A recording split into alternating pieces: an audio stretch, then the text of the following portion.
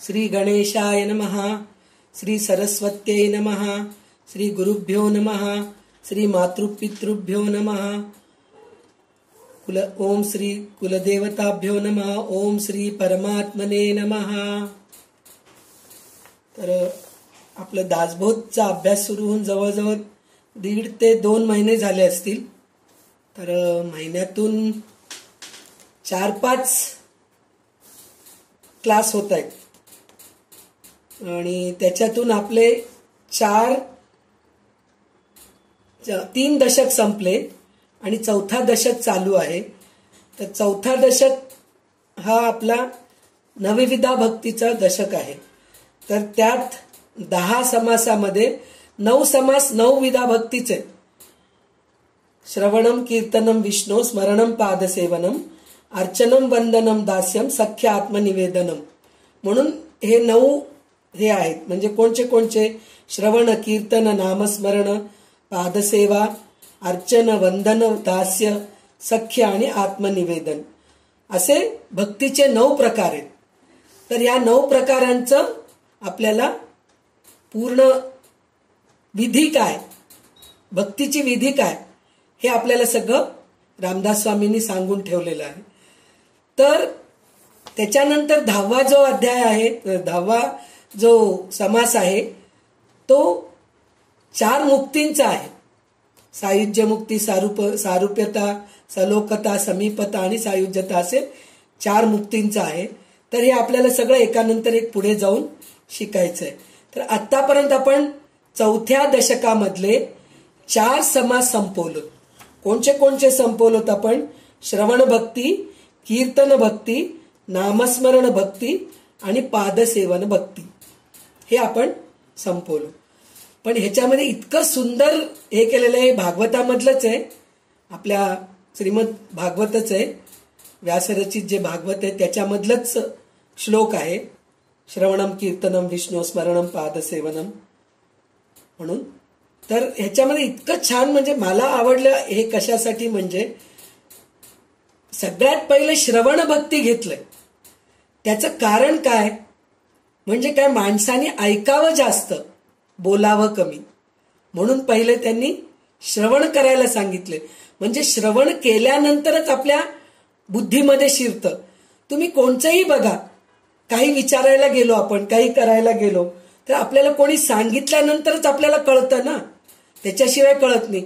आणि शाळेमध्ये आपण बालक मंदिर पासून जे शिकायला जातो तर तेव्हा प्रत्यक्षात आपल्याला जे आपले गुरु असतात, शिक्षक असतात, ते आपल्याला शिकवतात. पहिले ते स्वतः बोलतात, ते बोलल्यानंतरच आपल्याला बोलता येतं. ऐकूनच मग आपल्याला त्याचं काही अनुकरण करता येतं. आणि सगळ्यात महत्वाची गोष्ट म्हणजे लहानपणी काहीच, म्हणजे आपल्याला बोलायला येत नसतं, काहीच नसतं बाळाला, पण बाळाच्या कानावर ते सारखे शब्द पडून पडून तो बाळ बोलायला शिकतं. तर ते बाळ बोलायला शिकतं ना, तर ते श्रवण केल्याने, म्हणून श्रवणम कीर्तनम वंदे, श्रवण केल्यानंतरच कीर्तन म्हणजे काय, बोलणं म्हणजे काय, आपल्याला जे काही समजलं, अरे हे आपल्याला करण्यासाठी म्हणूनच भगवंतानी, व्यास ऋषींनी असं सांगून ठेवलंय की श्रवण पहिले करा. तर असं आपल्याला हे सगळं शिकायला मिळते आपल्याला दासबोधामधून.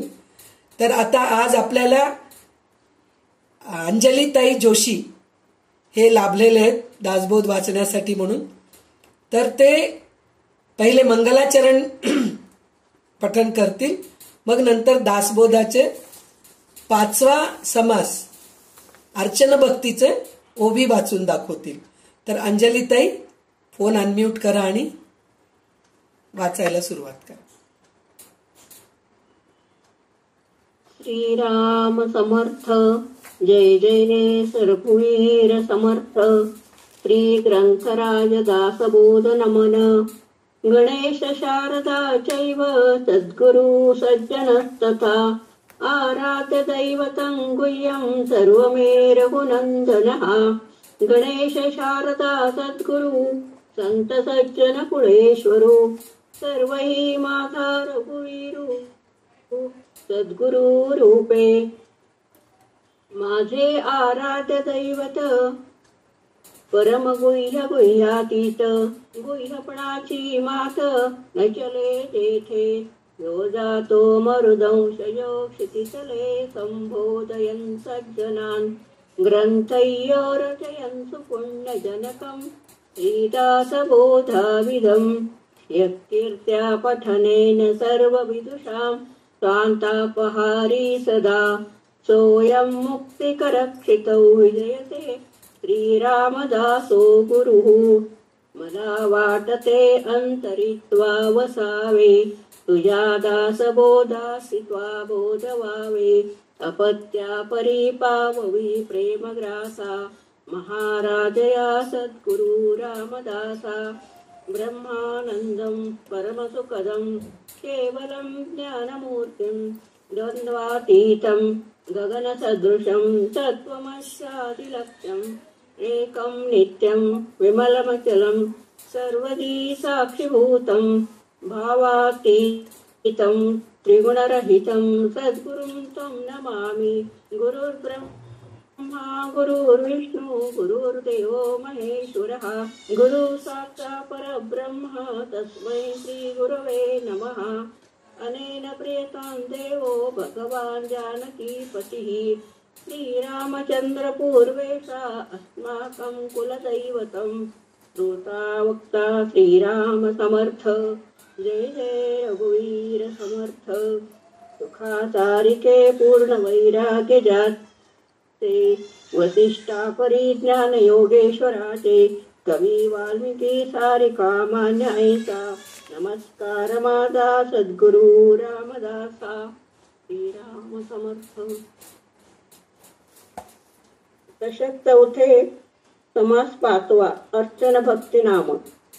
श्रीराम मागात झाले निरूपण चौथे भक्तीचे लक्षण आता ऐका सावधान पाचवी भक्ती श्रीराम पाचवी भक्तीचे अर्चन जाणिते देवतार्चन शास्त्रोक्त पूजा विधान केले पाहिजे श्रीराम नाना आसने उपकरणे वस्त्रे अलंकार भूषणे मानस पूजा मूर्ती ध्याने या नाव पाचवी भक्ती श्रीराम. देव ब्राह्मण अग्निपूजन साधू संता तिथी पूजन येती महानुभवा गायत्री पूजन या नाव पाचवी भक्ती श्रीराम. धातू पाषाण मृत्तिका पूजन चित्रलेप सत्पात पूजन आपले गृहीचे देवतार्चन या नाव पाचवी भक्ती श्रीराम. शिळा सप्रांकित नावांकित शालिग्राम शकले चक्रांकित लिंगे सूर्यकांत सोमकांत बाण तांदळे नर्मदे श्रीराम. भैरव भगवती मल्हारी मुंजा नरसिंह बनशंकरी नागनाणी नानापरी पंचायत पूजा श्रीराम. गणेश शारदा विठ्ठल मूर्ती रंगनाथ जगन्नाथ तांडव मूर्ती श्रीरंग हनुमंत गरुड मूर्ती देवतार्चनी पूजा वा श्रीराम. मत्स्यकूर्म वराह मूर्ती श्री नरसिंह वामन भार्गव मूर्ती रामकृष्ण हयग्रीव मूर्ती देवतार्चनी पूजा वा श्रीराम. केशव नारायण माधव मूर्ती गोविंद विष्णु मधुसूदन मूर्ती त्रिविक्रम वामन श्रीधर मूर्ती ऋषिकेश पद्मनाभ श्रीराम. दामोदर संकर्षण वासुदेव मूर्ती प्रद्युम्न अनिरुद्ध पुरुषोत्तम मूर्ती अधोक्षज नारसिंह अच्युत मूर्ती जनार्दन आणि उपेंद्र श्रीराम. हरिहरांच्या अनंत मूर्ती भगवंत जगदात्मा जगदीश मूर्ती शिवशक्तीच्या बहुधा मूर्ती देवतार्चनी पूजा वा श्रीराम. अश्वत्थ नारायण सूर्यनारायण लक्ष्मी नारायण त्रिमल्ल नारायण श्रीहरी नारायण आदिनारायण शेषशाही परमात्मा श्रीराम. ऐसा परमेश्वराच्या मूर्ती पाहो जाता उदंड सती त्यांचे अर्चन करावे भक्ती पाचवी ऐशी श्रीराम. याही वेगळे कुळधर्म सोडू नये अनुक्रम उत्तम अथवा मध्यम करीत जावे श्रीराम. जाख माता मायराणी बाळ बबुळा मानविणी पूजा मांगिणी जोगिणी कुळधर्मे करावी श्रीराम. थांबा अंजली ताई, 16 ओवी झालेले आहेत. तर आपण आता हे 16 ओवीचं हे करूया. तर सांगितलं ना, जसं श्रवण झाल्यानंतर कीर्तन झालं, कीर्तन भक्ती झाली, मग त्याच्यानंतर काय झालं, नामस्मरण भक्ती. कीर्तन आपण बोलतो देवांच्या बद्दल, आपण जे काही ऐकलो ते सगळं आपण देवांच्या बद्दल बोलत राहतो, देवांच्या गोष्टी सांगत राहतो, देवांचे चरित्र सांगतो, असे बऱ्याचशा गोष्टी आपण हे करतो. तर त्याच्यानंतर काय होतं, हे सगळं केल्यानंतर आपल्याला असं वाटतं की आपण खूप बोलतोय, नामस्मरण करूया. मग नामस्मरणाच्या मागे लागतो आपण, देवाचे स्तोत्र म्हणायला लागतो, मग देवाचं नामस्मरण करतो. असं हे सगळं नामस्मरणामध्ये होतं. नामस्मरणामध्ये देवांचे स्तोत्र वगैरे म्हणणं पण असतात. आणि त्याच्यानंतर पादसेवन. मग आपले म्हणजे देवाबद्दल आपल्याला इतका आदर होतं की त्यांचं पादसेवन. देव म्हणजे आपले गुरु सुद्धा देवच, तर गुरुची सुद्धा आपण सेवा करतो ना, तर ते पादसेवनच आहे. तर पादसेवन करायला जातो. मग त्याच्यानंतर आपल्याला सेवा करतो. पादसेवन म्हणजे नुसतं पाय दाबत बसणं नाही, म्हणजे गुरुचं सगळं काही करणं. आणि देवाची पूजा वगैरे करणं म्हणलं तर देवाचे भांडे घासणं आहे, देवघर झाडणं आहे, देऊळ झाडणं आहे, स्वच्छता करणं आहे, ह्या सगळ्या फुला तोडून आणणं, हार करणं, हे सगळं काय आहे, पादसेवन मध्येच येतं हे सगळं. त्याच्यानंतर मग हे सगळं तयारी केल्यानंतर आपल्याला पूजा करावीशी वाटते. पूजा करावीशी वाटते तर ती पूजा कशी करतो आपण, ते सुद्धा आपल्याला हे आहे. पूजा करणं म्हणजे काय, मागील समासामध्ये 4थ्या भक्तीचे लक्षण सांगितले. काय होतं ते भक्तीचं लक्षण म्हणून म्हणलं तर पादसेवन होतं. म्हणजे आपण पूजेची सगळी तयारी करून ठेवणं, हे सगळं पादसेवन मध्ये येतं. तर ते झाल्यानंतर आता आपली 5वी भक्ती म्हणजे काय, अर्चन भक्ती आहे. अर्चन भक्ती म्हणजे काय, विधी करणं. पूजाचं जे करणं आहे ते विधिवत करणं, देवाची पूजा करणं, गुरुची पूजा करणं, हे सगळं जे आहे ना विधिवत जे करणं असतं त्याला अर्चन भक्ती म्हणतात. तर त्याच्यामध्ये त्यांनी काय सांगितले, अनेक प्रकारची आसने, पूजेची भांडे, वस्त्रे, अलंकार वापरून पूजा करावी. त्याचप्रमाणे देवाच्या मूर्तीचे ध्यान करून मनाने पूजा करावी. अशा पूजेला 5वी भक्ती असे नाम म्हणतात. तर ह्याच्यामध्ये फक्त मानसपूजा हे 3ऱ्या ओवीमध्ये एकच सांगितलंय. पण मानसपूजेचं महत्व इतकं आहे की आपण प्रत्यक्ष पूजा करण्यामध्ये काही चुकी होऊ शकते. काही वेळेस फुलांचं म्हणजे आपल्याला जे फुलं पाहिजेत ते फुलं मिळत नाहीत. पाणी सुद्धा आपल्याला गंगेचं पाहिजे असतं, पण आपल्याला साधं नळाचं किंवा बोरिंगचं पाणी घेऊन पूजा करावं लागतं. कस्तुरी केशर गंध पाहिजे, म्हणजे चंदन ओगाळून गंध पाहिजे म्हणतं, पण चंदनाचं खोड आपल्याजवळ नसतं एखाद्या वेळेस. आजकाल विकत मिळणं पण फार अवघड आहे आणि असलं तरी खूप महाग आहे. तर अशा प्रकारे जे गंध आपल्याला मिळत नाही, तर आपण साधं कोणतं तरी गंधाचं पावडर घेऊन आपण गंध लावतो. अशा प्रकारचं आपल्याला सगळ्या गोष्टीचं कॉम्प्रोमाइज करावं लागतं म्हणजे पूजेच्या वेळेस.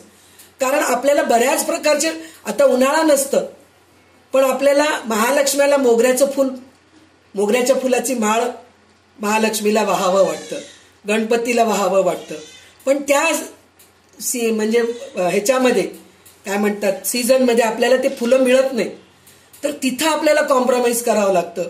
गुलाबाची फुलं पाहिजे म्हणतात, तर आपल्याला जे पाहिजे ते गुलाब मिळत नाही. अशा सगळ्या गोष्टी आपल्याला खूप हे करावं लागतं. आणि पूजा करताना नैवेद्य दाखवायचे आपल्याला, तर आपल्याला 56 भोग दाखवायचे समजा, म्हणजे 56 प्रकारचे पदार्थ गोड तिखट सगळं करून आपल्याला देवाला नैवेद्य अर्पण करावा असं वाटतं, पण आपल्यामध्ये शक्ती नसते. परिस्थिती नसते आणि करायला वेळही नाही. आजकालच्या काळगतीला बघितलं तर माणसाला सगळं काही आहे पण वेळ नाहीये, एकमेकांशी बोलायलाच वेळ नाहीये, तर पूजेला वेळ कुठून मिळणार आपल्याला. तर अशा वेळी मानसपूजा हे खूप महत्वाचं आहे. म्हणजे मानसपूजा करताना आपल्याला सगळ्या गोष्टी आपल्या मनासारखे मिळतात आणि तिथं चुकी व्हायची हेच नाहीये. म्हणजे कसं सांगितलंय, शंकराचार्यांनी सांगितलेलं जे शिवमानस पूजा आहे त्याच्यामध्ये तर आपण ह्याच्या अगोदर बऱ्याच वेळा शिवमानस पूजेचा आपण अर्थ ऐकलेला आहे आणि त्याच्यामध्ये आपण कसं काय म्हणजे रत्नजडित आसनावर ते देवाला बसवलो. खरं तर आपल्याकडे रत्नजडित आसन नसतं पण मनाने आपण रत्नजडित आसनावर ते भगवंताला बोलावलो आणि त्यांना आसनस्थ व्हायला सांगितलो.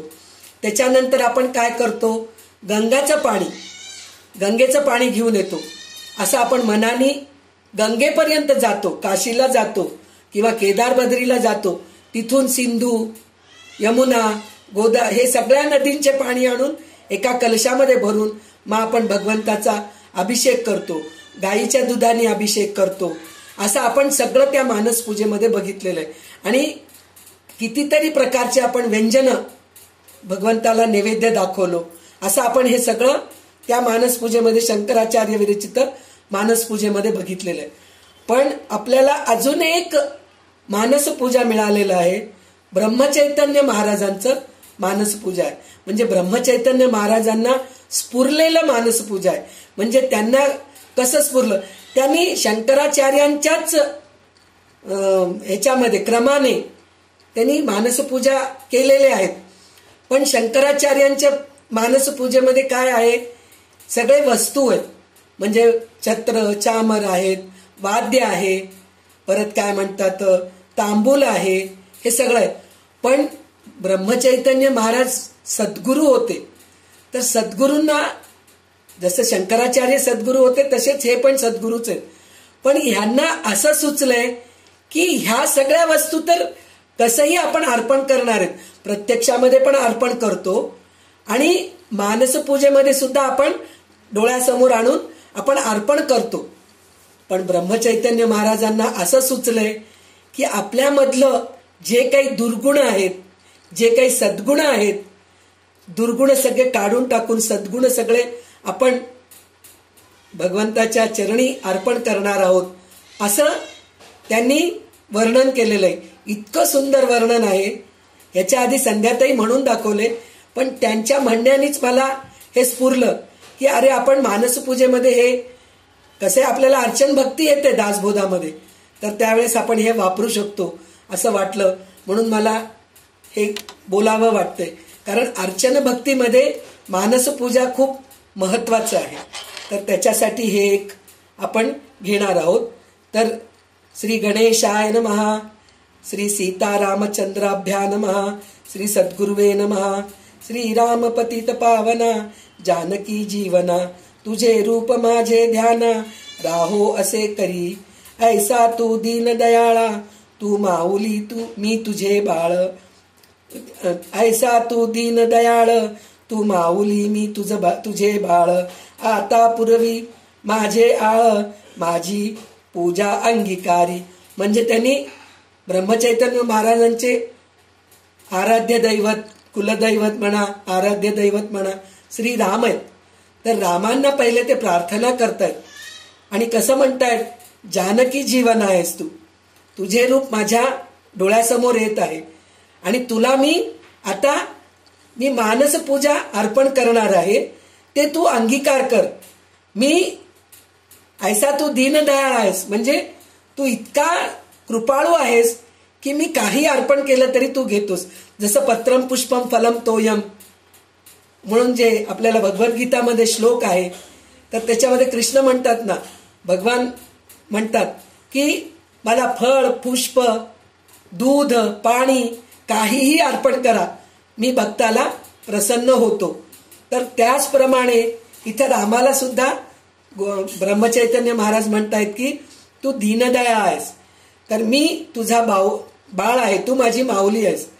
तर मी जशा प्रकारे मी तुझी पूजा करत आहे ते तुम स्वीकार, अंगीकार कर, असं म्हणून म्हणतायत. देहाचे केले मंदिर, नाभीच्या सिंहासनावर, हृदय कमळी रघुवीर, जानकी सहित बैसविला. बघा किती सुंदर वर्णन केलेलं आहे त्यांनी. ते म्हणाले देहाचे मंदिर केले, म्हणजे माझं देहच एक मंदिर आहे, आणि नाभी, माझं नाभी सिंहासन आहे. तर त्या सिंहासनावर ते हृदय कमळी रघुवीर, जानकी सहित बैसविला, म्हणजे तिथं रत्नजडित सिंहासनावर ते भगवंताला बसवलेलं आहे. इथं ब्रह्मचैतन्य महाराज काय म्हणतात की हृदय कमळी रघुवीर जानकी सहित बैसविला म्हणून सांगितलंय ते. तर तिथे नंतर काय म्हणले, तृष्णेने धरिले छत्र, आशा मनीषा ढाळती चामर, अष्टदळवर हनुमान वीर, रामचरणी विनटला.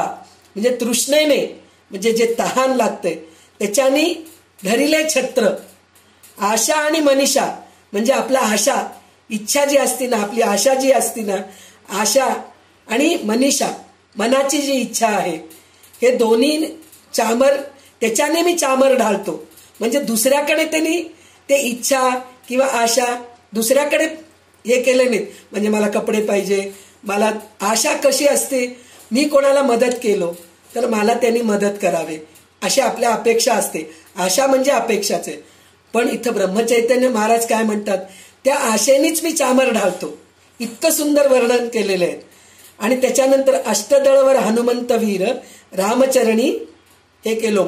अष्टदळ म्हणजे आपले जे भाव आहेत, अष्टसात्विक भाव म्हणतो ना आपण, ते सगळं आपण हनुमान म्हणून त्यांच्या चरणी आपण अर्पण केलो, असं ते म्हणतात.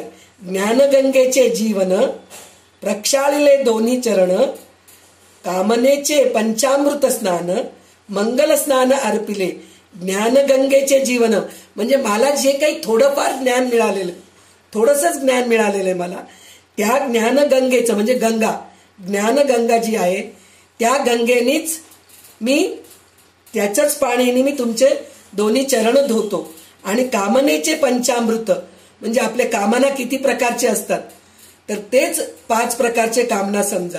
तर त्या 5 प्रकारच्या कामनेनी मी तुमचं पंचामृत अभिषेक करतो. पंचामृतामध्ये 5 प्रकारचे गोष्टी असतात, 5 प्रकारचे वस्तू असतात.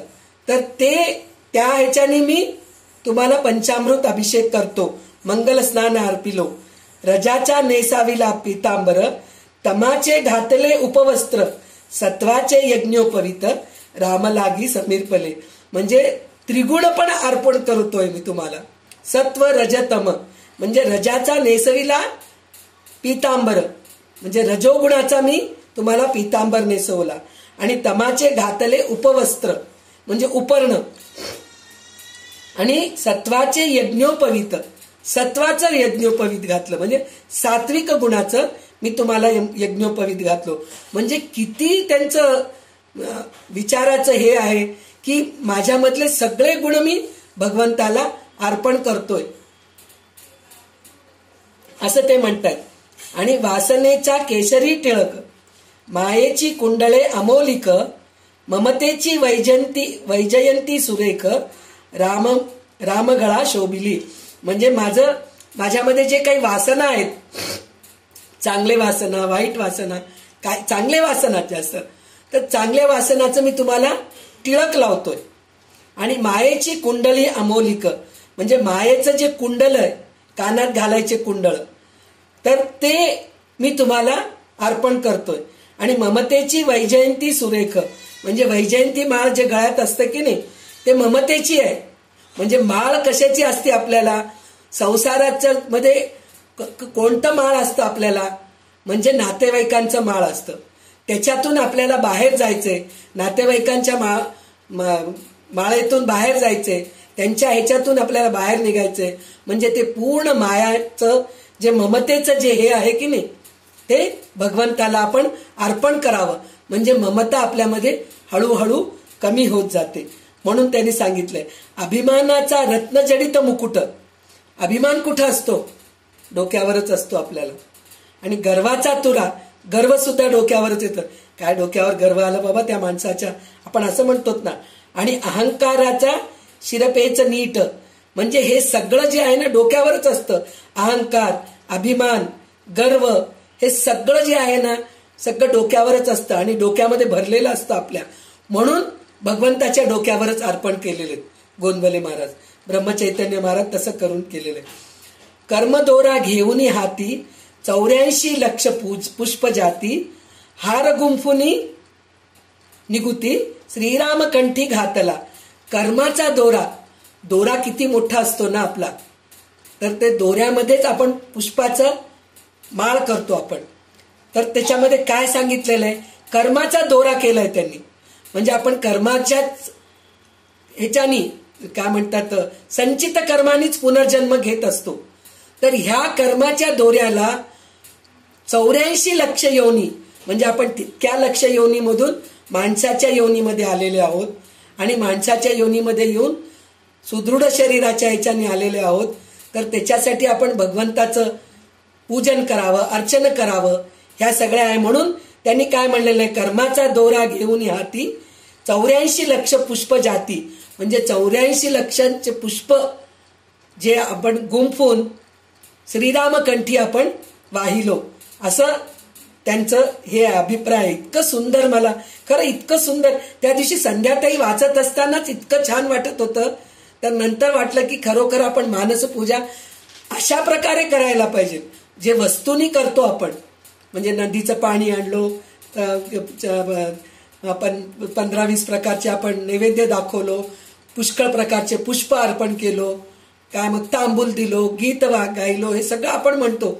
पण इथं कसं सांगितलेलं आहे त्यांनी, पूर्ण आपल्यामधलं जे अहंकार आहे, आपल्यामधले जे गुण आहेत, त्रिगुण आहेत, आपल्यामध्ये जे आपलं जे संचित कर्म आहेत, हे सगळं आपण भगवंतालाच अर्पण करायला पाहिजे. हे इतकं सुंदर त्यांनी हे केलेलं. शुद्ध भावाचे उदक प्रक्षाळिले हस्तमुख, वृत्तीच्या मुद्रिका सुरेख दशांगुली शोभते. म्हणजे आपण शुद्ध भावाचे उदक, म्हणजे आपलं भाव जे शुद्ध आहे त्याचं पाणी, उदक म्हणजे पाणी, तर त्या पाण्याने भगवंताचे हस्तमुख धुवायला पाहिजे. प्रक्षाळिले हस्तमुख, म्हणजे आपले शुद्ध भावानीच भगवंताचं हात आणि तोंड धुवायला पाहिजे असं सांगितले. वृत्तीच्या मुद्रिका सुरेख दशांगुली शोभले, म्हणजे आपली वृत्ती किती प्रकारचे आहेत, त्या सगळ्या वृत्ती हात जोडून आपण भगवंताला मुद्रिका हात जोडून आपण भगवंताला अर्पण करायला पाहिजे असं म्हणून म्हणतात. परेपासून उठे श्वास, तो उभा कल्पवृक्ष, त्याची अमृत फळे सुरस, श्रीरामा अर्पली. परे म्हणजे परा पश्यंती मध्यमा वैखरी, हे जे आहे की नाही, तर ते परेपासून, म्हणजे परा कुठं असते, आपली बेंबीपाशी असते. म्हणजे परेपासून आपण जे म्हणतो, बोलतो, ते खूप हे असतं, प्रभावशाली असतं. तर आपण परेपासून जे उठे श्वास म्हणून म्हणतो, म्हणजे तिथून जे आपण बोलायला सुरू करतो ते कल्पवृक्ष आहे. म्हणजे तिथून आपली बोलायची, म्हणजे जे स्तोत्र म्हणतो, भगवंताला प्रार्थना करतो, आळवितो, हे सगळं परेपासून यायला पाहिजे. त्याची अमृत फळे सुरस श्रीरामा अर्पिली, म्हणजे ते कल्पवृक्षाला जे फळं येतात की नाही, ते अमृत फळ सुरस, म्हणजे सुंदर आहे, सुरस, चांगल्या रसाचे आहेत, म्हणजे चांगले गोड आहेत, चांगले आहेत असं म्हणून. सु म्हणजे चांगलं. तर अशा प्रकारची फळे, म्हणजे स्तोत्र म्हणा, प्रार्थना म्हणा, देवाची स्तुती म्हणा, हे सगळं आपलं अमृत फळच आहे, सुरस आहे. म्हणजे इतकं छान म्हणलं. आता संध्याताई म्हणले ना, विमलताई खूप छान शिवमहिम्न स्तोत्र म्हणले. म्हणजे ह्याचा अर्थ काय, मनापासून शिकले, मनापासून म्हणले. तर हे आपण भगवंताला केव्हा करू शकतो, परेपासून कल्पवृक्ष निर्माण झालं तरच आपण भगवंताला असे सुरस फळ, आपण अमृत फळ भगवंताला अर्पण करू शकतो. इंद्रियांचा तांबूल जाणं, षड्रिपूची दक्षिणा सुवर्ण, संकल्प विकल्प धनुष्य बाण, रामा हाती दिदले. इंद्रियांचा तांबूल, आपले जे पंचकर्मेंद्रिय, पंचज्ञानेंद्रिय, हे सगळे जे आहेत ना, त्याचं तांबूल केलं. म्हणजे आहे तांबूल. षड्रिपूंची दक्षिणा सुवर्ण, म्हणजे आपण शेवटी आपल्यामधले षड्रिपू सुद्धा आपण भगवंताला दक्षिणा रूपी देऊन टाकायचं. नंतर संकल्प विकल्प धनुष्य बाण, म्हणजे आपले संकल्प विकल्प, आपण बऱ्याचशा गोष्टी संकल्प करतो ते पूर्ण होत नाही, मग ते पूर्ण करण्यासाठी म्हणून आपल्याला पुन्हा पुनर्जन्म घ्यावं लागतं. तर ते संकल्प सुद्धा तुझ्या चरणी मी अर्पण करतो. विकल्प सुद्धा तुझ्या चरणी. धनुष्य बाण चरणी हातात देतो. राम हाती दिदले, म्हणजे तूच संकल्प कर, तुझ्याकडूनच संकल्प होऊ दे, तू केलेले संकल्प माझ्याकडून होऊन जाऊ दे, असं ते प्रार्थना करतायत.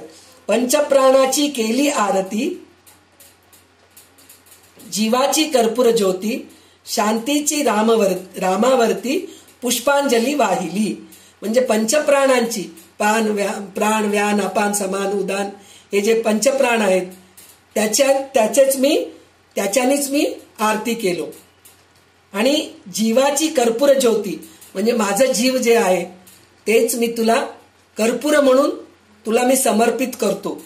आणि शांतीची रामावरती पुष्पांजली वाहिली, म्हणजे आपण हळूहळू मोक्षाच्या द्वारी जायच्या ह्याच्यामध्ये ब्रह्मचैतन्य महाराज आपल्याला हळूहळू पुढे घेऊन जात आहेत.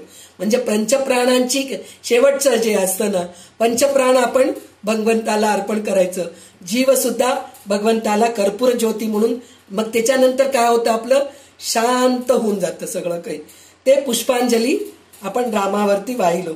चित्ताने घातली प्रदक्षिणा, बुद्धीने केली प्रार्थना, भक्तीने पूजिले त्रिगुणा, भावाने केला नमस्कार. म्हणजे चित्ताने घातली, आपलं चित्त ते आहे प्रदक्षिणा घातले, बुद्धीने केली प्रार्थना, भक्तीने पूजिले त्रिगुणा निर्गुण भक्ती शेवटी, म्हणजे आता सगुण नाही, निर्गुण भक्ती. भावाने केला नमस्कार, म्हणजे एकदम मनापासून मी नमस्कार केलो. मनाने पूजिला रामचंद्र, देहाचे अर्पिले पूजोपचार, केली मानस पूजा समग्र, रामसेवा घेई आनंदे. म्हणजे काय, माझ्या मनाने जे मी पूजा केलो, म्हणजे जे मानस पूजा, देहाने अर्पिले पूजोपचार, म्हणजे माझ्या देहामध्ये जे काही आहेत सगुण निर्गुण, म्हणजे सद्गुण दुर्गुण जे काही आहेत, दुर्गुण सगळं तू मला माझ्यामधलं काढून टाक म्हणून मी तुला प्रार्थना करतोय, आणि सगुणाचे सगळं तुला मी भगवंतावर वाहतोय. असं मी अशा प्रकारे मानस पूजा समग्र केलो मी. तर हे आनंदाने तू स्वीकार कर रामचंद्रा म्हणून म्हणतायत. त्याच्यानंतर दास मारुती रघुनाथ, समान दोन्ही देवभक्त, दीनदास तयाचा अंकित, पूर्ण कृपा सद्गुरूची. म्हणलं तर दास मारुती रघुनाथ, समान दोन्ही देवभक्त, म्हणजे मारुती जसं रघुनाथाला दास आहे त्याचप्रमाणे दीनदास तयाचा अंकित, पूर्ण कृपा सद्गुरूची, म्हणजे त्याचप्रमाणे सद्गुरूची कृपा म्हणजे रामाचीच कृपा माझ्यावर पण होऊ दे. अशा प्रकारे इथं ब्रह्मचैतन्य महाराज रामाला प्रार्थना करतात. बैसोनिया एकांती, मानसपूजा आरती, कृपा करती करील रघुपती, सांगे ब्रह्मचैतन्य. म्हणजे मी एकांतात बसून मी हे सगळं तुझी पूजा केलोय, तर ही पूजा आणि आरती स्वीकार कर म्हणून ब्रह्मचैतन्य महाराज म्हणतायत. म्हणून ह्या शेवटच्या चरणामध्ये त्यांनी सांगितलेले. तर हे 18 चरणांचं मानसपूजा आहे. खूप सुंदर वाटलं म्हणून सांगण्याचं धाडस केले. तर आता आपल्याला हे मानसपूजा कसं करायचं कळालेलं आहे. म्हणजे काय, आपण अर्चना भक्तीमध्ये मानसपूजा पण करू शकतो. म्हणजे सगळ्या प्रकारचे वस्तू, भांडे म्हणा, म्हणजे काय उपकरणे, फुलं, पत्री, वस्त्र, नैवेद्य, पाणी, पंचामृत, कर्पूर, दीप, धूप, हे सगळं आपण मानसपूजेने करू शकतो. तर अशा प्रकारे आपल्याला हे मानसपूजा ब्रह्मचैतन्य महाराजांकडून, जे वस्तूची पूजा आहे ते आपल्याला शंकराचार्यांकडून कळालेलं होतं. आता आपल्याला हे ब्रह्मचैतन्य महाराजांकडून देहाचं कसं आपण अर्पण करू शकतो, देहाचे अर्पिले म्हणून जे म्हणलं ना, देहच आपण सगळं काही भगवंताला अर्पण करतो, अशा प्रकारचं मानसपूजा सुद्धा आपण करू शकतो असं ब्रह्मचैतन्य महाराज सांगतायत. आणि रामदास स्वामी सुद्धा अर्चन भक्तीमध्ये मानसपूजा हे सांगितलेले आहेत. त्याच्यानंतर त्यांनी आता बरेच प्रकारचे हे सांगितलेले आहेत. अनेक प्रकारची आसने, पूजेची भांडे, वस्त्रे, अलंकार वापरून देवाची पूजा करावं किंवा सद्गुरूची पूजा करावं सांगितले. आणि देवाच्या मूर्तीचे ध्यान करून मनाने पूजा करावी. अशा पूजेला 5वी भक्ती असे नाव म्हणतात, म्हणजे अर्चना असे म्हणतात. देव, ब्राह्मण, अग्नी, साधू, संत, अतिथी, यती म्हणजे संन्यासी, आत्मज्ञानी, महात्मा, गाय या सर्वांची पूजा करावी.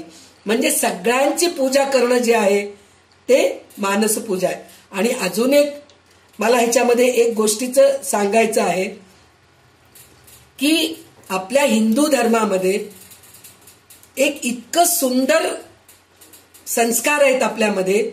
प्रत्येक गोष्टीला मान द्यायचं हे आपल्याला हिंदू धर्मामध्ये सांगितलेलं आहे. बाकी कुठल्याही धर्मामध्ये, मला कोणत्याही धर्माला खाली दाखवायचं नाही किंवा नाव ठेवायचं नाही, पण आपला हिंदू धर्म कसा श्रेष्ठ आहे हे मात्र मला सांगायचं आहे. म्हणून मी आवर्जून हे गोष्ट सांगतेय की आपल्या हिंदू धर्मामध्ये प्रत्येक गोष्टीला मान देतात. आता श्रावण मास सुरू झालाय. श्रावण मास सुरू व्हायच्या अगोदर आपण वटपौर्णिमेची पूजा केलो, म्हणजे एका झाडाची पूजा करतो आपण, झाडामध्ये देव बघतो. तुळशीची पूजा करतो आपण. आणि श्रावण महिन्यामध्ये झाडांना पालवी खूप फुटते, तर त्याचं खूप जर वाढलं तर ते वाढ कमी होते म्हणतात. म्हणून त्यावेळेस त्याला काय करायचं असतं, कापायचं असतं. तर ते कापलेलं जर पान फूल जे असतं ना, ते फेकून दिल्यापेक्षा देवाला वाहिलेलं बरं. हे आपल्यामध्ये संस्कार आहेत. म्हणजे पान वाया जाऊ नये, झाडांचे पानं वाया जाऊ नये म्हणून ह्या श्रावण मासामध्ये मंगळागौरीची पूजा, श्रावण मास झालं की हरताळिकेची पूजा, परत आपल्या बिल्वपत्री, दुर्वा, हे सगळं आपण भगवंताला अर्पण करत असतो. म्हणजे झाडांना आपण किती प्रकारे, म्हणजे अशा प्रकारे झाडांचं म्हणतात ना बघण्याचं हे होतं, म्हणजे त्याचं संरक्षण करणं होतं. कटिंग करतो आपण, झाडांची कटिंग करतो.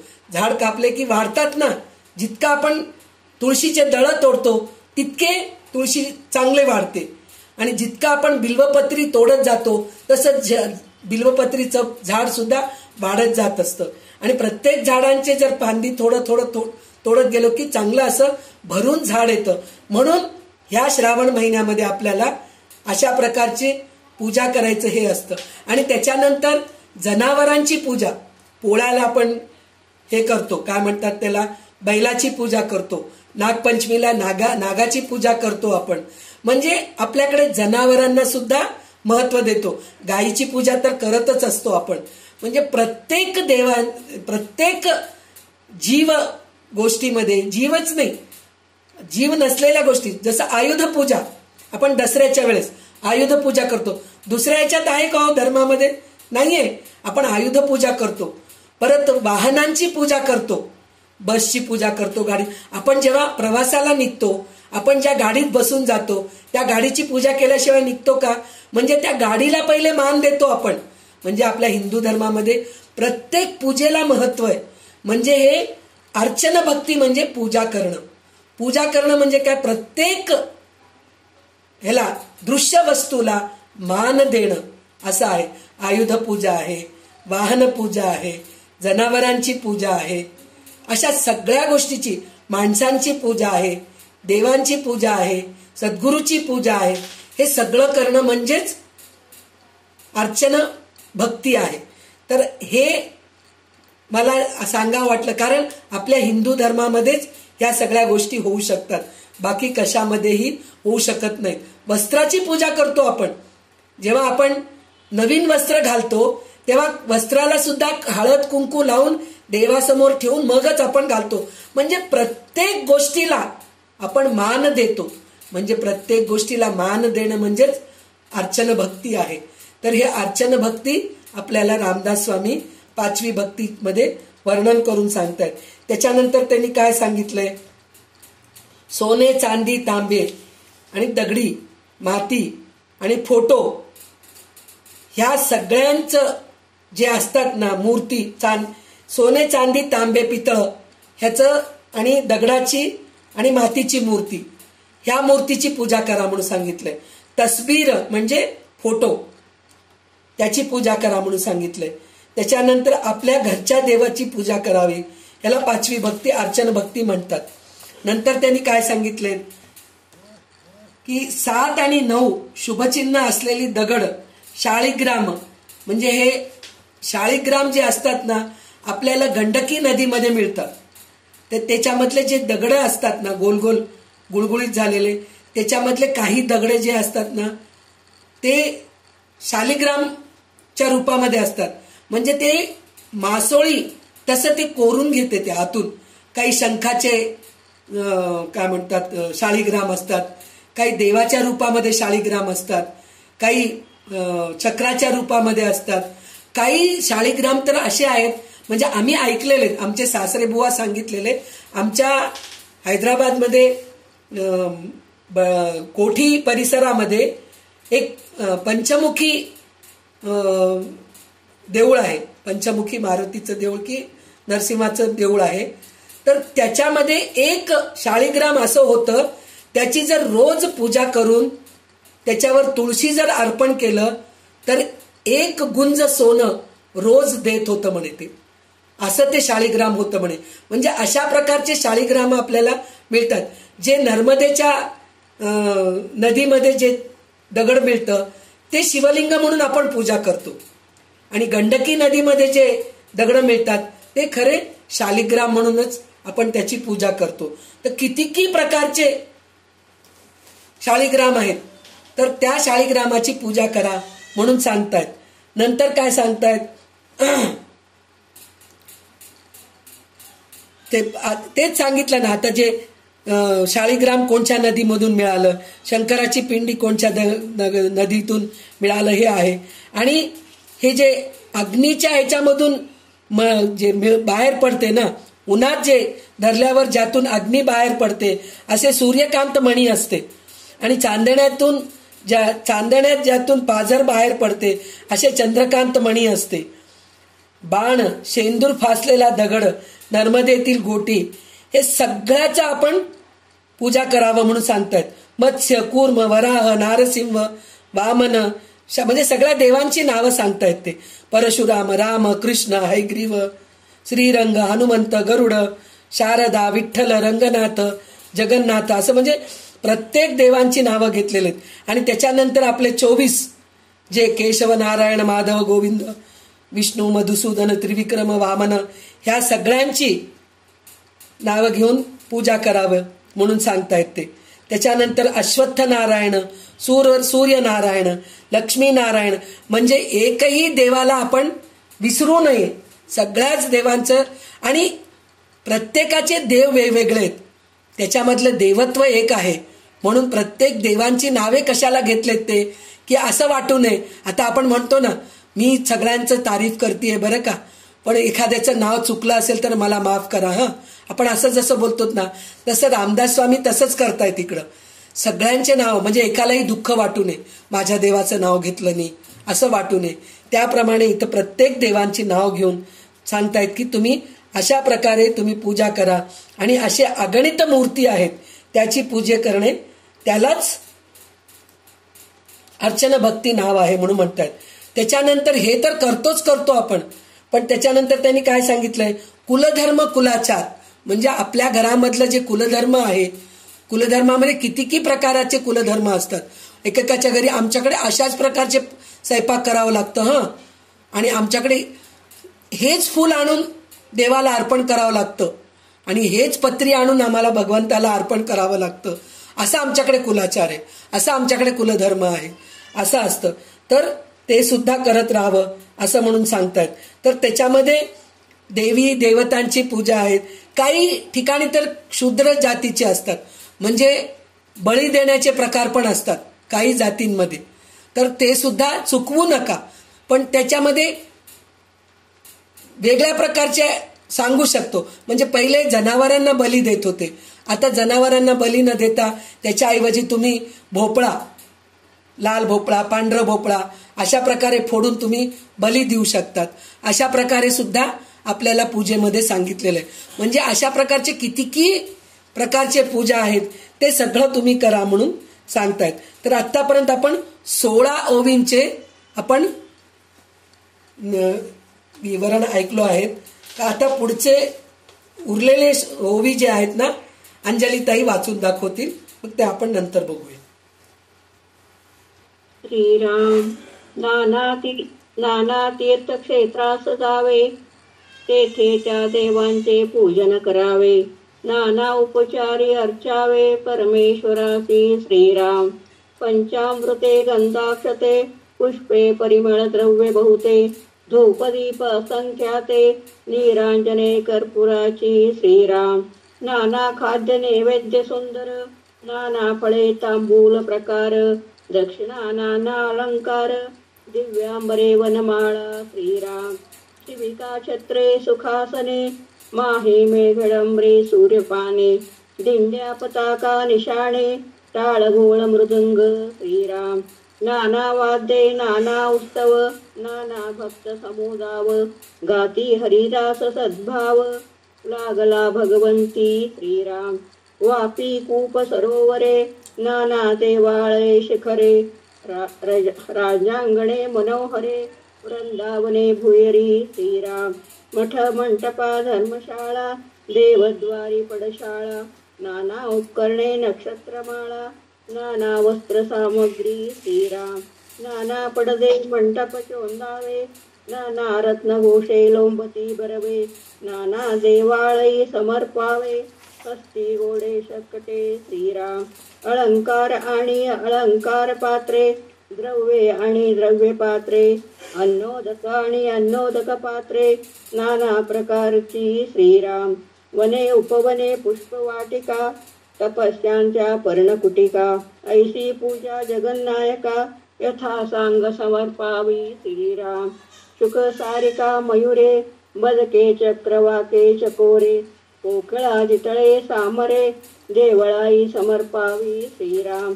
सुगंध मृगे आणि मातरे, गाई म्हैसी वृषभ वानरे, नाना पदार्थ आणि लेकुरे, देवळाई अर्पावी समर्पावी श्रीराम.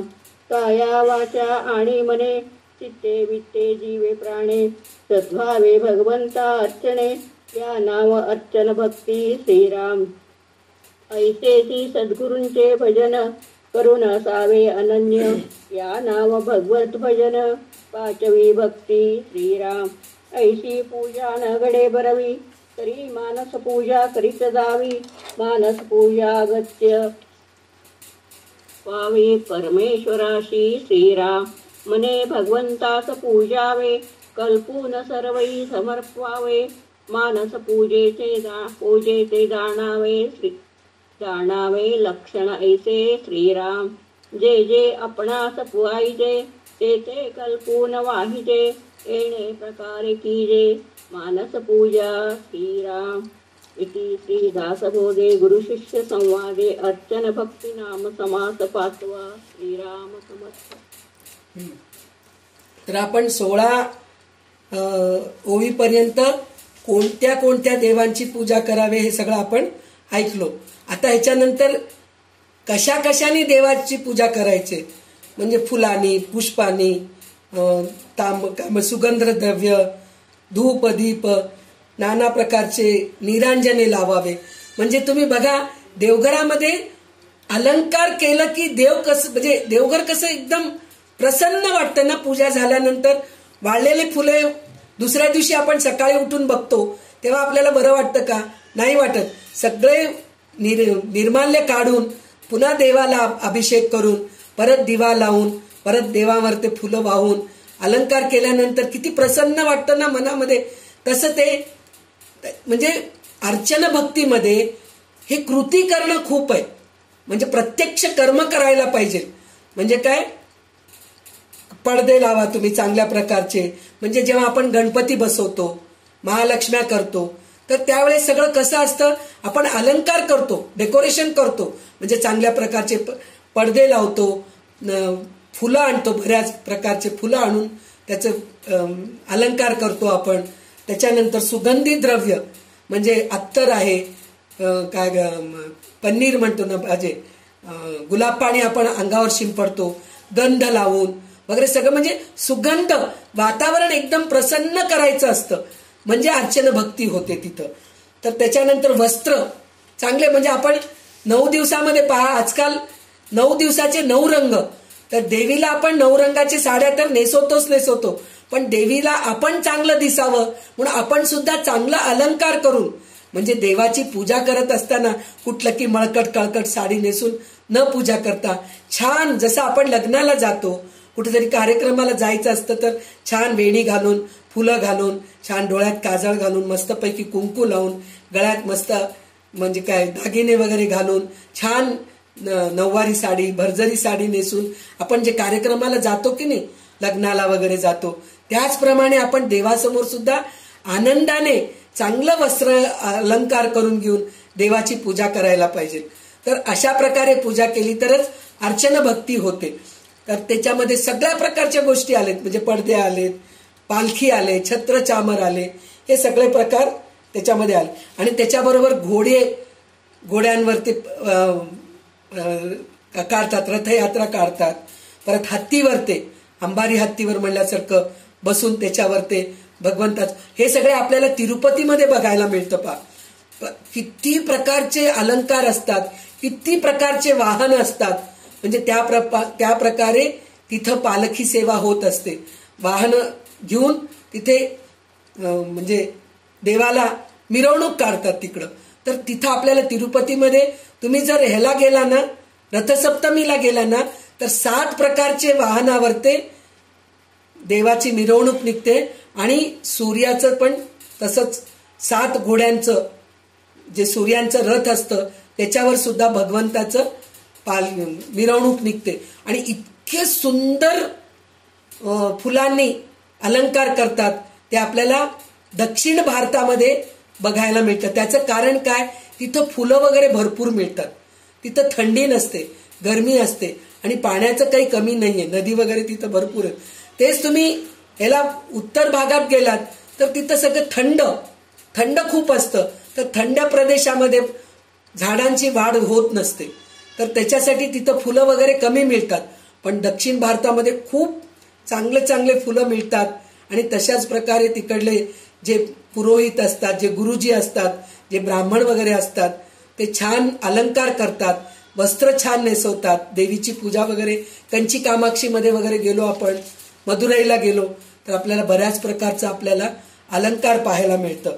तर हे अशा प्रकारचे आपल्याला सगळं अलंकार करून देवाची पूजा करा म्हणून म्हणतात. त्याच्यानंतर काय सांगितलेलं आहे त्यांनी, देवाला अर्पण सुद्धा करा. याच्या अगोदर आपण सगळं बघितलेलं आहे, म्हणजे सद्गुणामध्ये 3 गुण बघितलो की नाही, सत्वगुण, रजोगुण, तमोगुणामध्ये. तर सत्वगुणामध्ये काय सांगितलेलं आहे, भगवंताच्या देवळामध्ये विहीर खणून हे करा, सेवा करा, तुम्ही तिकडं बाग लावा, जनावरे दान द्या, म्हणजे गाई म्हशी, म्हणजे त्याच्यातून दूध मिळतं आपल्याला. अशा प्रकारे पक्षी दान द्या म्हणले त्यांनी, बदके, चक्रवाक, चकोर, कोकिळा, असं सगळं तुम्ही तिथं देवाला अर्पण करा, देवालयाला अर्पण करा म्हणून सांगितले. कस्तुरी मृगे, मांजरे, गाई म्हशी, म्हणजे हे सगळं कशासाठी द्यायचं, तर तिकडल्या देवळाला त्या जनावरापासून उपयोग होतं म्हणून अशा गोष्टी तिथं दान द्यायला पाहिजे. नंतर काया वाचा मनानी, म्हणजे कायेनी म्हणजे आपल्या शरीरानी तीर्थस्थानी सेवा करायला पाहिजे. आणि बोलणं, वाचा म्हणजे बोलणं, म्हणजे स्तुती करायचं भगवंताचं त्याच्यानी. आणि मन, चित्त, ह्या सगळ्यांनी भगवंताचं पैसा, जीव, प्राण हे सगळं भगवंताच्या पायी अर्पण करून अगदी मनापासून त्याची पूजा करणे, यास अर्चन भक्ती म्हणतात. पण ह्याच्यातून काहीही नाही झालं तर शंकराचार्यांनी सांगितलेला प्रकार किंवा ब्रह्मचैतन्य महाराज सांगितलेल्या प्रकाराने अर्चन भक्ती, मानस पूजा करणं खूप महत्वाचा आहे. म्हणून शेवटी त्यांनी सांगितलेलं आहे की बाहेरील उपचार वापरून अशी पूजा घडू शकली नाही तर मनाने आतमध्ये ती करावी. भगवंताची मानस पूजा होणे फार अगत्याचे आहे. म्हणजे तुम्ही बाहेरच्या कृतीमध्ये किती केलं तरी जितकं फळ मिळत नाही तितकं मानस पूजाने आपल्याला फळ मिळतं. फळ मिळावं म्हणून नाही, आपण तितकं भगवंतामध्ये लीन होऊन जातो. म्हणून मानस पूजेचं महत्व खूप आहे. तर आपल्याला आज अर्चन भक्ती हे आपल्याला 5वा दशक ऐकायला मिळालेलं आहे. आता आपण पुढचं वंदन भक्ती ते पण थोडंच आहे, तर आज होऊन जाईल आपल्यामध्ये. तर त्याच्यासाठी म्हणून आपण वंदन भक्ती पण घेणार आहोत. 6वा समास आहे. तर वंदन भक्तीचे किती ओवी आहेत ते 25 ओवी आहेत. हा, तर 12 करून वाचा तुम्ही. 12 या 13. समास 6वा वंदन भक्ती नाम. श्रीराम मागा झाले निरूपण 5वे भक्तीचे लक्षण. आता ऐका सावधान 6वी भक्ती. श्रीराम 6वी भक्ती ते वंदन करावे देवाशी नमन.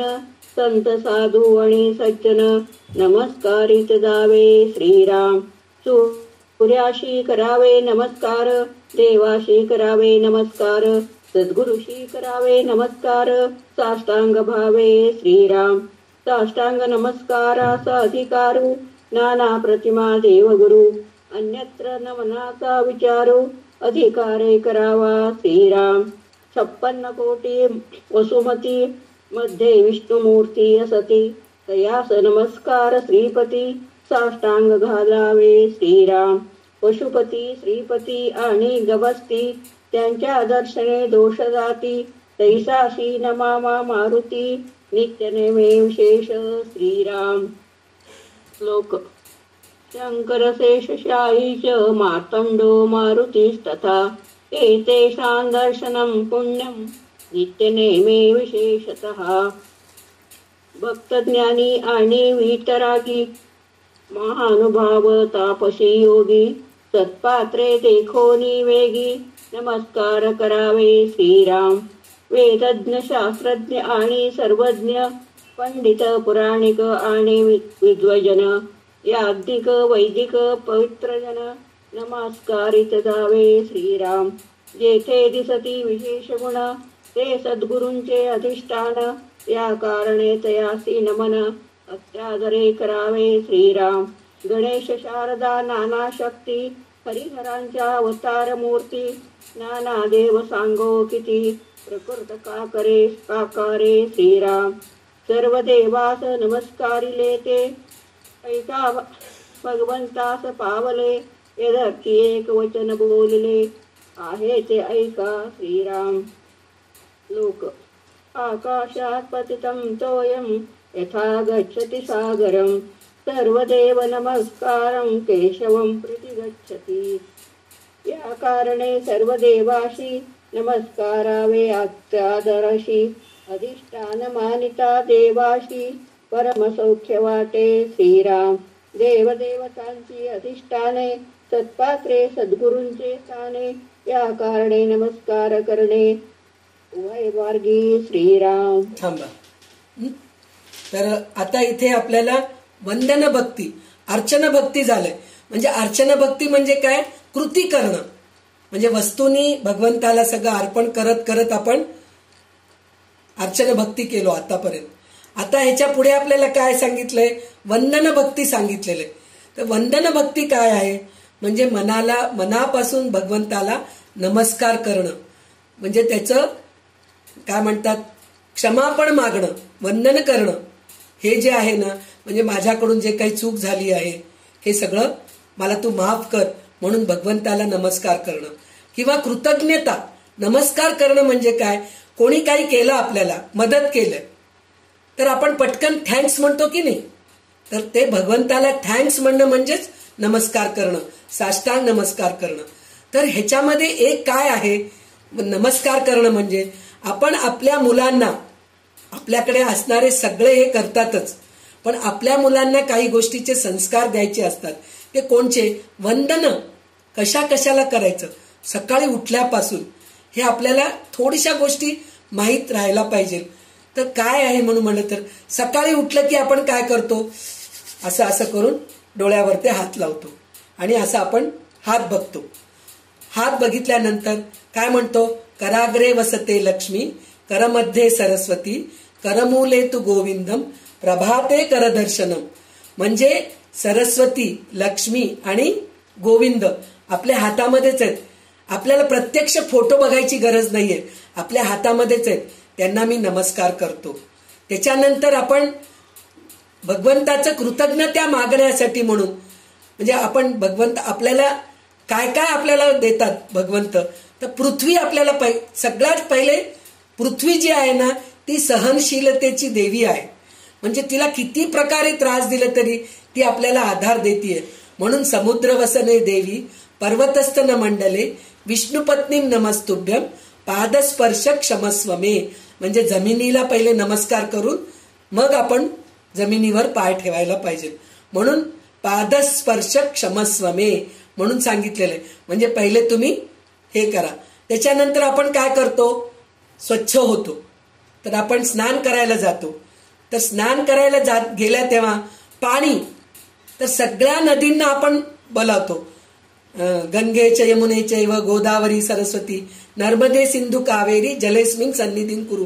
म्हणजे जे आपण पाण्याने आंघोळ करतोय ते सगळं गंगा, यमुना, सरस्वती, कावेरी, गोदावरी, नर्मदा, सिंधू हे सगळं त्या पाण्यामध्ये. म्हणजे त्या देवतांना, त्या नदींना सुद्धा माझा नमस्कार आहे. म्हणजे नमस्कार कोणाकोणाला करायचं? म्हणजे त्या नदींकडूनच आपल्याला पाणी मिळतंय, तर मग त्याला आपण नमस्कार करायचं. सन्निधीम कुरु म्हणजे आपल्याजवळ ते त्या बकिटामध्ये किंवा त्या पात्रामध्ये ते सगळं पाणी आलेलं आहे, ते आपण आपल्यावर ते पहिले करून आपण पहिले स्वच्छ होतो, मग आपण भगवंताला स्वच्छ करायला जातो. म्हणून ते करायला. नंतर इथं रामदास स्वामी काय सांगतायत? सूर्याला नमस्कार करा. म्हणजे सूर्याची प्रार्थना करा. कारण आज सूर्य आहे म्हणून आपण जिवंत आहोत. कारण काय? सूर्याचं जे उष्णता आहे, ऊर्जा आहे, ते आहे म्हणूनच आपण आहोत. नाहीतर नाही राहू शकत आपण. सूर्य जर नसेल तर आपण नाही राहू शकत. कारण काय? म्हणजे शरीर थंड पडलं की माणसाला घराच्या बाहेर घेऊन जातात आणि दुसऱ्या उष्णतेने त्याला दहन करतात. म्हणजे ह्याच्यासाठी आपल्याला सूर्याचे पण आपल्याला प्रार्थना करायला पाहिजे. जपा कुसुम शंकाशम काश्यपेयम महादितीम तमोरी सर्व पापग्निम प्रणतोस्मिन दिवाकर. म्हणजे जपा कुसुम शंकाशम म्हणजे जे आपलं दाशाळाचं फूल म्हणतो की नाही, त्याच्यासारखं रंग असलेल्या सूर्याला काश्यपेयम महादिती, काश्यप ऋषींचा पुत्र, तमोरी सर्व पापग्नी, तुझ्या ह्याच्यानी ऊर्जेनी माझं सगळं पाप निघून जातं. आणि प्रणतोस्मिन दिवाकर म्हणजे दिवाकरा मी तुला नमस्कार करतो. म्हणून म्हणजे भगवंताला, सूर्याला सुद्धा आपण प्रार्थना करून आपण हे करायला पाहिजे. म्हणजे आपलं सकाळी उठल्यापासून कसं हे सगळ्या गोष्टीला आपण नमस्कार करून थँक्स म्हणायचं, म्हणजे त्याचं आभार प्रकट करायचं. नमस्कार करणं म्हणजेच आभार प्रकट करणं. कोणी आपल्याला भेटलं तरी आपण नमस्कार म्हणतो. आणि आपले गुरु भेटले तर त्यांना आपण नमस्कार करतो. त्याचं कारण काय? गुरुकडून आपल्याला ज्ञान मिळतं. ज्ञान मिळतं म्हणून त्यांचा आभार प्रकट करण्याचे प्रकार काय? नमस्कार करूनच करायचंय.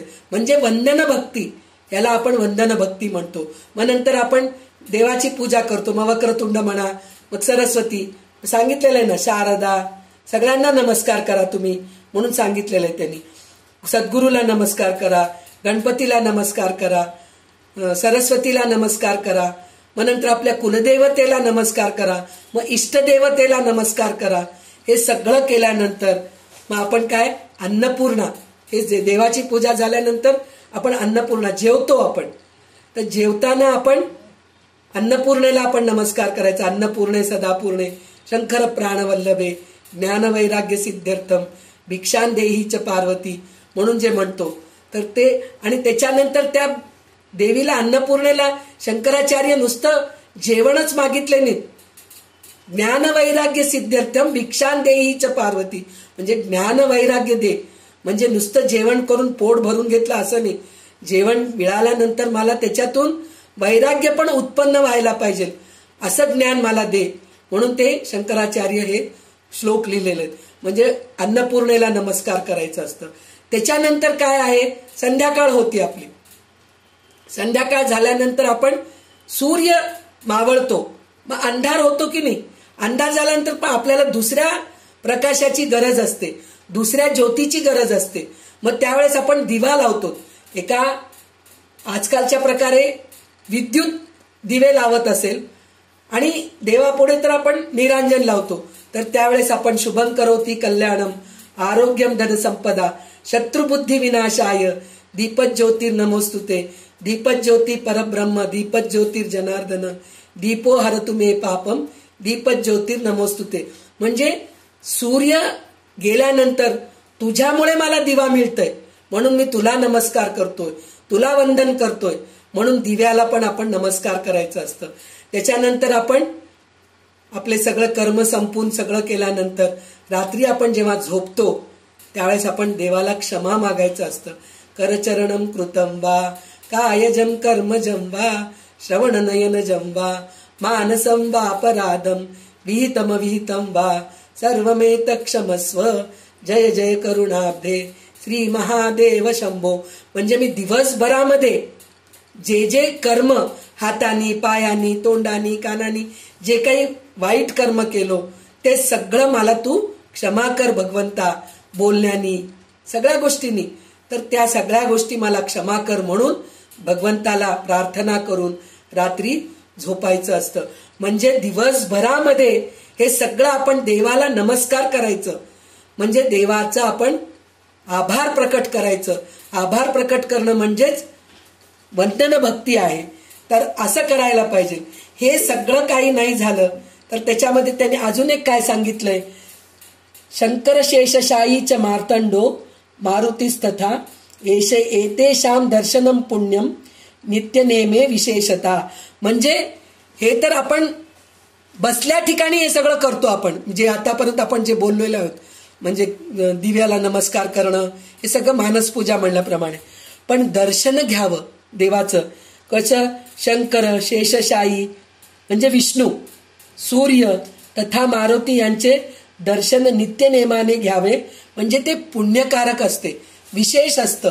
म्हणजे शंकराचं दर्शन घ्या तुम्ही, एका देवळात जाऊन दर्शन घ्या, किंवा आपल्या देवघरामध्ये फोटो आहेतच किंवा मूर्ती आहेतच, त्याचं दर्शन घ्या, त्याला नमस्कार करा. म्हणून हे करायचं. नंतर काय म्हणायचं, तेच म्हणले ना, ज्ञान वैराग्य हे सगळं आपण भगवंताकडून बघून त्यांच्याकडून आपण म्हणायला पाहिजे आणि नमस्कार करायला पाहिजे. त्याच्यानंतर वेद जाणणारे, शास्त्र जाणणारे, सर्व विद्या जाणणारे पंडित यांना सगळ्यांना आपण नमस्कार करायला, म्हणजे आपल्या सद्गुरूंना आपण नमस्कार करायला पाहिजे. आणि ज्या ज्या माणसामध्ये हे गुण दिसतात, म्हणजे शास्त्र जाणणारे असतात, ते आपले गुरु नसले तरी पुरोहित असले तरी त्यांना आपण नमस्कार करावं. किंवा एखादा माणूस आहे तो दिसायला गुरुसारखा किंवा वेशभूषा त्याची तशी नसेल पण त्याच्यामध्ये खूप ज्ञान आहे, तसल्या माणसाला सुद्धा आपण नमस्कार करायला पाहिजे. एवढंच नाही हो, आपल्याला कोणाकडून काहीतरी छोटीशी मदत मिळाली तरी त्याला नमस्कार करून आपण आभार प्रकट करायला पाहिजे, असं म्हणून सांगितलेलं आहे. त्याच्यानंतर काय सांगितलेलं आहे, सगळ्या देवांना जर नमस्कार केलो तर केशवाला जाऊन मिळतं. कसं मिळतं, आकाशात पतितंतोयम यथा गच्छति सागरम सर्वदेव नमस्कारम केशवम प्रति गच्छति. म्हणजे आकाशातून जे पाणी पडतं ते जमिनीवर पडतं, नदी नाल्यामध्ये पडतं, सगळ्या ठिकाणी पडतं, पण ते सगळं पाणी जाऊन कुठं पोचतं, सागरालाच पोचतं, म्हणजे समुद्राला जाऊन पोचतं. तर जसं सगळं पाणी जाऊन समुद्राला पोचतं तसं आपण कुठल्याही देवाला कुठल्याही गुरुला नमस्कार केलो तर केशवम प्रति गच्छति, म्हणजे भगवान विष्णूला जाऊन ते नमस्कार पोचतं. म्हणून सगळ्या देवांना आपण आदराने नमस्कार करावा असं म्हणून सांगितलेलं आहे. आणि त्याच्यानंतर साधू सज्जन सद्गुरू यांना मनापासून नमस्कार करायला, देव म्हणूनच त्यांना नमस्कार करावं. कारण काय, म्हणजे सद्गुरूच आपल्याला भगवंत काय ते दाखवतात. आपल्याला माहित नसतं, पण गुरु सांगितल्यानंतरच कळतं ना देव काय आहे, म्हणून कळतं. म्हणून देवांना नमस्कार करावा. तर आता ह्याच्यानंतर काय सांगितलेलं आहे की भगवंताला नमस्कार केलं तर आपल्याला काय फायदा होतं. आता हे पुढच्या 13 ओवीमध्ये रामदास स्वामी सांगतायत. तर हे वंदन भक्तीचं फायदे काय आहेत आपण आता अंजलीताईकडून ओवीमध्ये ऐकूया. श्रीराम नमस्कारे लीनतागडे, नमस्कारे विकल्प मोडे, नमस्कारे सच्चे घडे, नाना सत्पात्रासी. श्रीराम नमस्कारे दोष जाती, नमस्कारे अन्याय क्षमती, नमस्कारे मोडली जडती समाधाने. श्रीराम तिसा परता नाही दंड, ऐसे बोलती उदंड, या कारणे अखंड देवभक्त वंदावे. श्रीराम नमस्कारे कृपा उतंबळे, नमस्कारे प्रसन्नता प्रबळे, नमस्कारे गुरुदेव बोळे साधकावरी. श्रीराम विशेष करिता नमस्कार, नासती दोषांचे गिरीवर आणि मुख्य परमेश्वर कृपा करी. श्रीराम नमस्कारे पतित पावन, नमस्कारे संतांशी शरण, नमस्कारे जन्म मरण दुरी दुरावे. श्रीराम परम अन्याय करुणी आला आणि साष्टांग नमस्कार घातला, तरी तो अन्याय क्षमा केला पाहिजे श्रेष्ठी. श्रीराम या कारणे नमस्कारा परते, अनेक नाही अनुसरते, नमस्कारे प्राणियाते सद्बुद्धी लागे. श्रीराम नमस्कारास वेचावे न लगे, नमस्कारास कष्टावे न लगे, नमस्कारास काहीच न लगे उपकरण सामग्री. श्रीराम नमस्कारा इसे नाही सोपे, नमस्कार करावा अनन्य रूपे, नाना साधनी साक्षेपे कासया शिणावे. श्रीराम साधक भावे नमस्कार घाली, त्याची चिंता साधूस लागली, सुगम पंथे नेऊ निघाली तेथील तेथे. श्रीराम या कारणे नमस्कार श्रेष्ठ, नमस्कारे ओळती वरिष्ठ, येथे सांगितली स्पष्ट 6वी भक्ती. श्रीराम इति श्री दासबोधे गुरुशिष्य संवादे वंदन भक्ती नाम समास 6वा. जय श्रीराम. तर आता आपल्याला ह्याचे फायदे काय होतात हे आपल्याला सांगितलेलं आहे वंदन भक्तीने. म्हणजे नमस्कार केल्याने काय काय होते तर त्याच्यामध्ये सांगितले, नमस्कार केल्याने म्हणजे पहा, जो अहंकारी माणूस असतो तो कधी नमस्कार करत नसतो. म्हणजे बघून आपण कोण आहेत की असं बघून निघून जातो.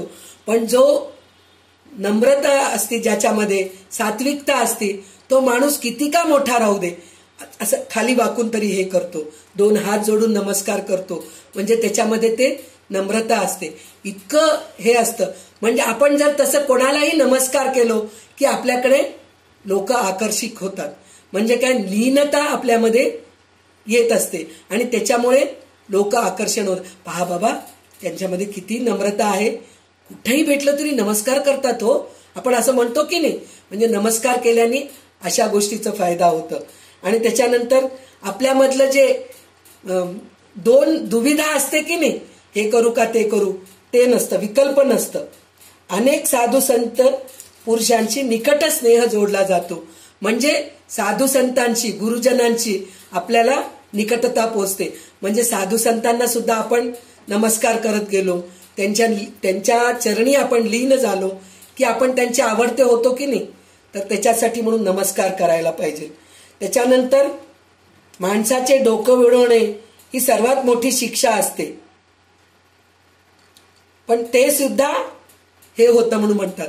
म्हणजे किती का चुक्या करा तुम्ही, नमस्कार केलं की, म्हणजे आजकाल आपण नमस्कार करायच्या ऐवजी सॉरी म्हणून टाकतो.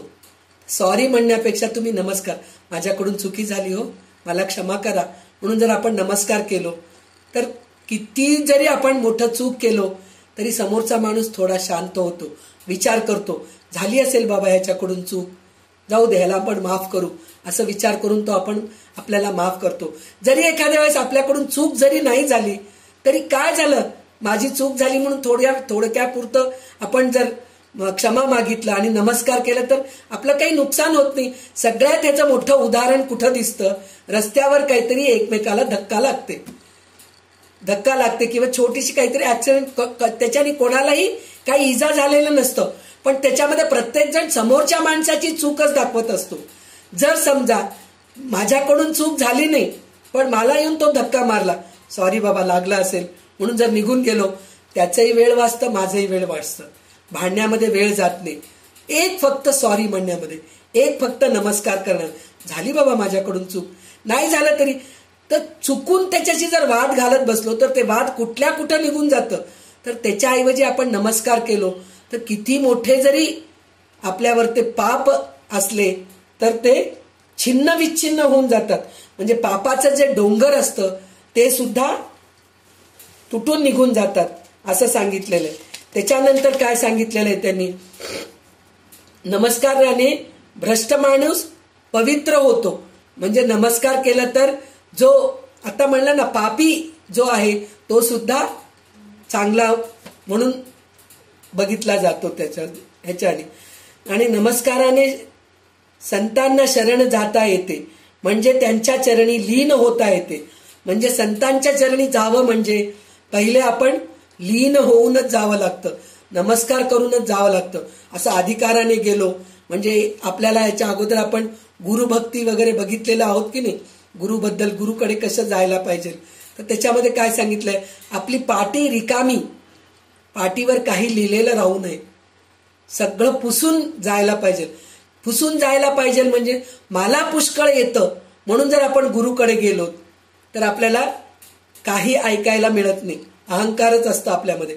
पण मला काहीही येत नाही हे लीन भावानी आपण जर गुरुजवळ नमस्कार करून गेलो तर आपल्याला बऱ्याचशा गोष्टी त्यांच्याकडून आपल्याला शिकायला मिळतं.